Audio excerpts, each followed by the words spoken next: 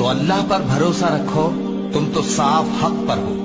کچھ شک نہیں کہ تم مردوں کو بات نہیں سنا سکتے، اور نہ بہروں کو جبکہ وہ پیٹ پھیر لیں آواز سنا سکتے ہو، اور نہ اندھوں کو گمراہی سے نکال کر رستہ دکھا سکتے ہو۔ تم تو انہی کو سنا سکتے ہو جو ہماری آیتوں پر ایمان لاتے ہیں، پھر وہ فرما بردار ہو جاتی ہیں۔ اور جب ان کے بارے میں عذاب کا وعدہ پورا ہوگا تو ہم ان کے لیے زمین میں سے ایک جانور نکالیں گے جو ان سے باتیں کرے گا۔ یہ ہم اس لیے کریں گے کہ لوگ ہماری آیتوں پر ایمان نہیں لاتے تھے۔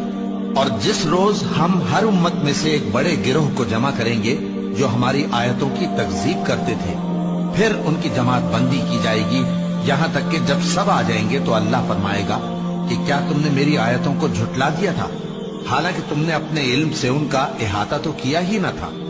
بھلا تم کیا کرتے رہتے تھے؟